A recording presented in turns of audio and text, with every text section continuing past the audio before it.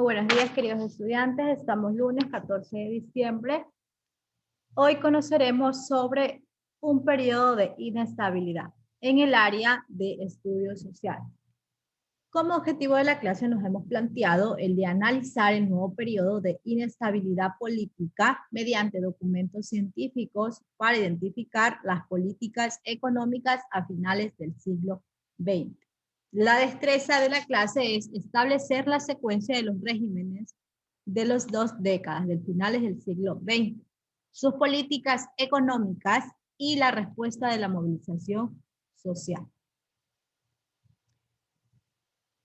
El gobierno de Sisto Durán ya había terminado como recesión económica y también como descomposición del Estado y la desintegración social. En este contexto en el cual terminó la presidencia de Sisto Durán, llega a las nuevas elecciones de presidentes donde participan Jaime Nebot y Abdalá Bucaram, donde Abdalá Bucaram ganó, fue elegido presidente durante el periodo de 1996 hasta el 2000, acompañado de la vicepresidenta, la doctora Rosalía Arteaga, quien fue la primera mujer en llegar a ocupar dicho cargo. El eslogan de la campaña de Abdalá Bucaram fue la de la fuerza de los pobres y un solo toque. Al asumir el poder, este presidente de aquel entonces, expresidente, no tenía un plan de gobierno, pero sí tenía 3 metas básicas. La primera era la de realizar un ajuste económico, político y social y establecer la paz con el Perú y desarrollar un plan de vivienda popular. En lo referente a la paz con el Perú, Bucaram estableció lazos de amistad con el presidente Alberto Fujimori. Visitó ese país el 13 de enero de 1997 y recorrió las calles de Lima, donde fue aclamado por el pueblo peruano. Y más tarde asistió al Congreso, donde fue largamente aplaudido por los congresistas de aquel país. En lo referente al aspecto económico, se demoró 113 días en elaborar un plan de ajustes económicos que se asentaba en el proceso de convertibilidad monetaria. Se establecía en 4 nuevos sucres el valor de cada dólar, es decir, $1 equivalía a 4 sucres. A partir de julio de 1997, además se establecían otras medidas que son las siguientes. Una medida era la de restringir los créditos del Banco Central al sector público y financiero, la libre circulación del dólar, el traslado de los depósitos del sector público al sistema financiero privado, la reestructuración de la deuda pública, la reforma administrativa en el Ministerio de Finanzas, las reformas tributarias, facturación universal, disminución del impuesto a la renta sobre las utilidades reinvertidas y la prisión a evasores fiscales y contrabandistas. Otra también era la del Fondo de Reserva para proteger al petróleo de las fluctuaciones del precio a nivel internacional. La reestructuración de Petroecuador mediante concesiones, la fusión del Banco Central y Junta Monetaria y la superintendencia de bancos en un banco de reserva. La capitalización del sector eléctrico, la privatización de las telecomunicaciones, la ley de comercio exterior y la unificación salarial, es decir, la flexibilización laboral.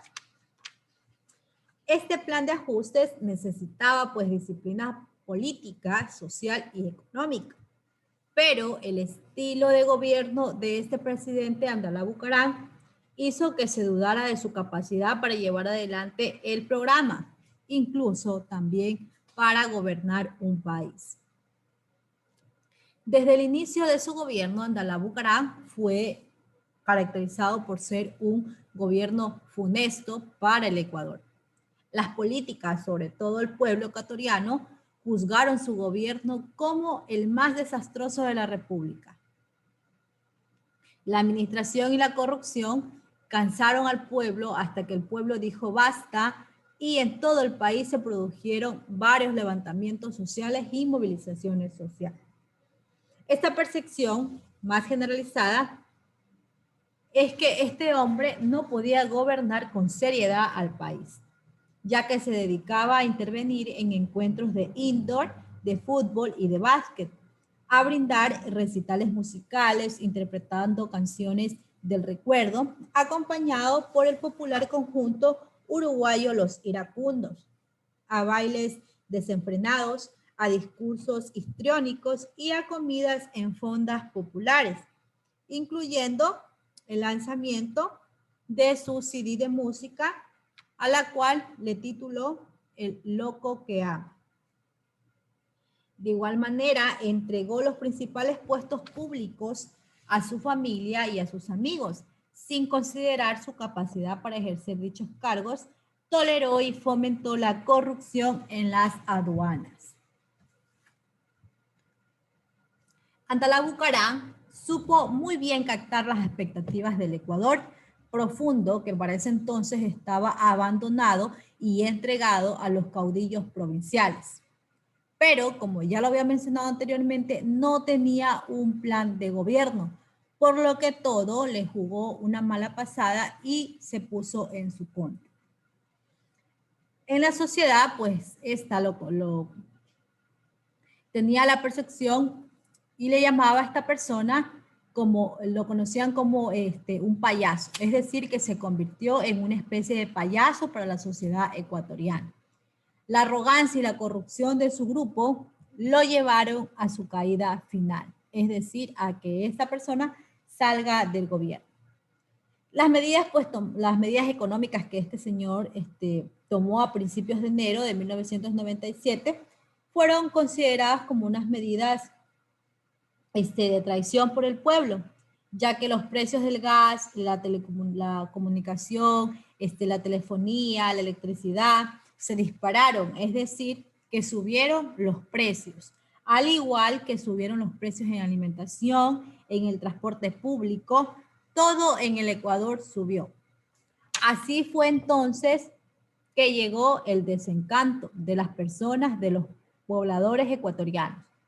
Los estudiantes salieron a las calles durante el mes de enero de 1997 y el 29 de ese mismo mes, del 97, el embajador de Estados Unidos denunció la corrupción del régimen y alertó a los inversionistas de su país a no poner más dinero en el Ecuador, es decir, a no invertir ningún solo centavo más a Ecuador por las políticas que se estaban llevando en el mismo. Más de 2 millones de ecuatorianos desfilaron con banderas, con crepones negros, con cacerolas vacías por las calles y avenidas y plazas de las ciudades del país. Igual sucedió en las zonas rurales, donde los pobladores se tomaron las carreteras pidiendo la salida inmediata de Andalá Bucaram. Todos los sectores sociales y políticos se unieron.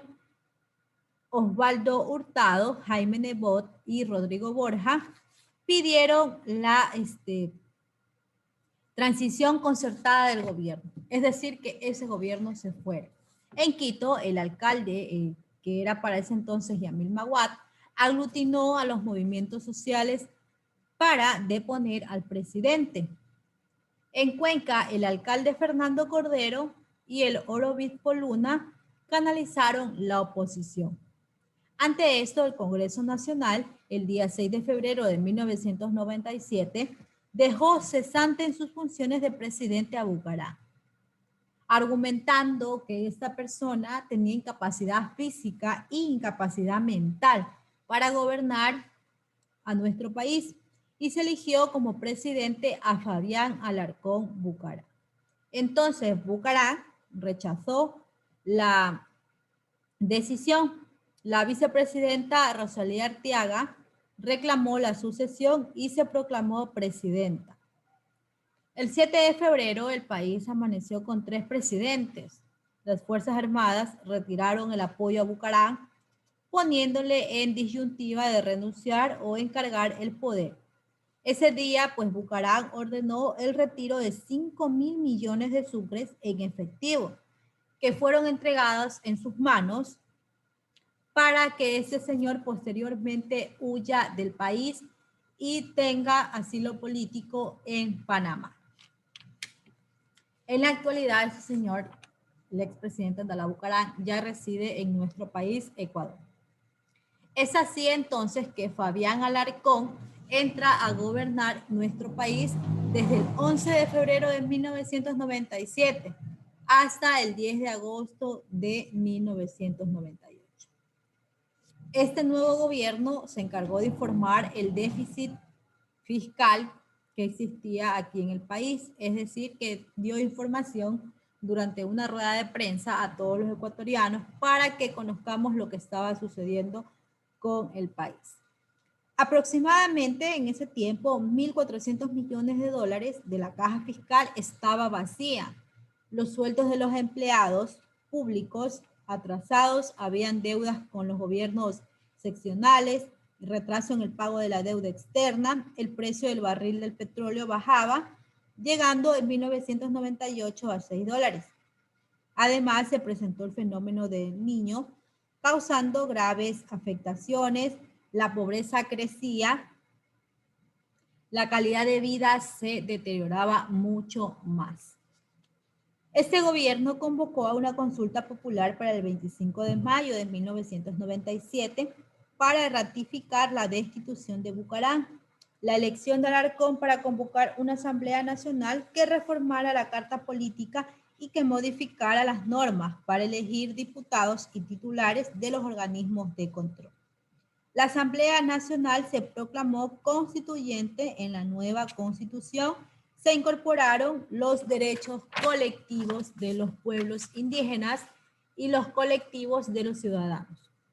También se instituyó el habeas data. Además, se crearon disposiciones para prevenir la corrupción, para revocar el mandato de funcionarios elegidos por voto popular cuando no cumplieron con su función adecuadamente. En el aspecto económico, en este gobierno, en el gasto público crecieron los salarios, ya que el salario mínimo era de $145 y el pago de la deuda interna alcanzó los 2.068 millones de dólares. La inflación subió al 31% anual, aumentando el desempleo. El fenómeno del Niño arrasó con los sembríos, produciendo pérdidas por 1.000 millones de dólares y la caída en las exportaciones. En el gobierno de Alarcón se iniciaron las rondas de conversaciones para fijar la línea de frontera con Perú. La opinión pública tomó conciencia de la corrupción en el gobierno.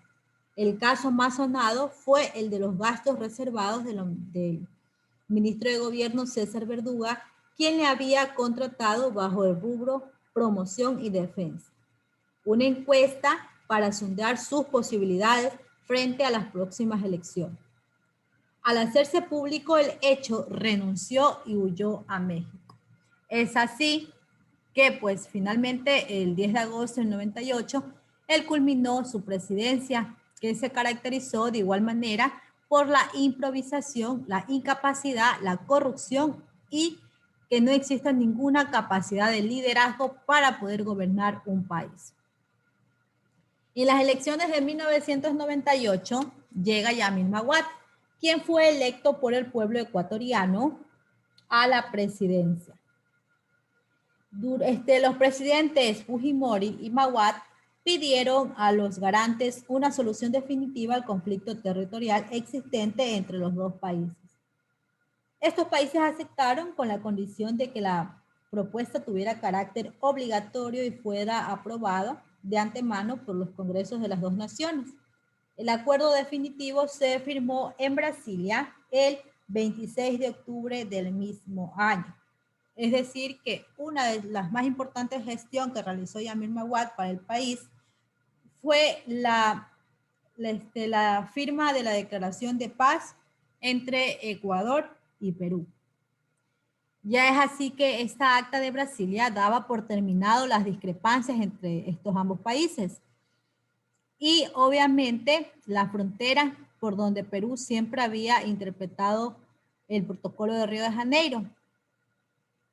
En el año 1999, el gobierno de Yamil Maguad firmó un acuerdo de cooperación con los Estados Unidos para el uso de la base aérea de Manta, acuerdo que se inscribía en el contexto del Plan Colombia para erradicar los sembríos de coca y vigilar el comercio de droga en este país. Acuerdo concedía privilegios incluso jurídicos al personal militar norteamericano acantonado en esta base. Ecuador no recibía ninguna compensación significativa. Maguad recibió un país con una gran crisis económica y social, demasiado fuerte. Las tasas de crecimiento salarial se redujeron mucho, el salario real cayó, el desempleo se duplicó, el valor de dólar se disparó, afectando a los pobres que se hicieron cada vez más pobres, incrementándose pues la desigualdad social en nuestro país.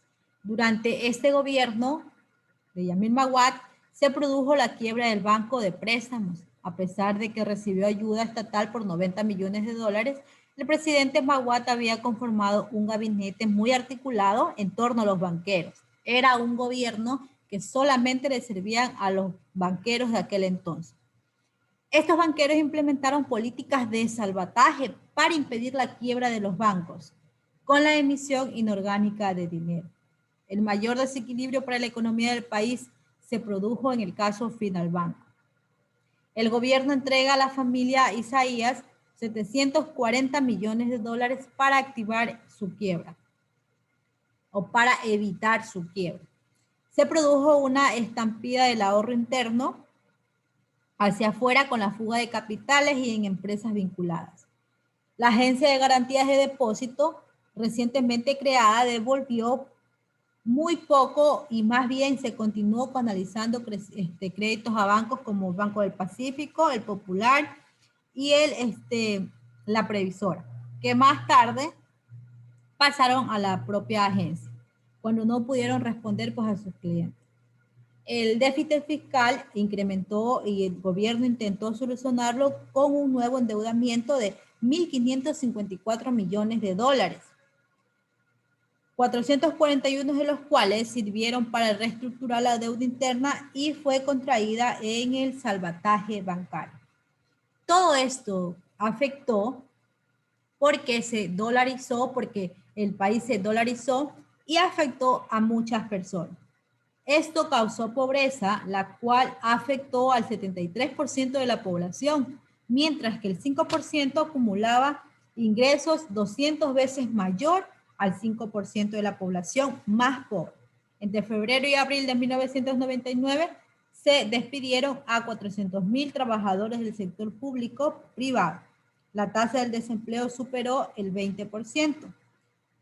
El 44% de los ingresos del Estado se dedicaron al pago de la deuda externa y en enero de 1999 se utilizó el 87% de las rentas para cumplir las obligaciones, dejando impagos a todos los empleados públicos, incluidos a militares y policías.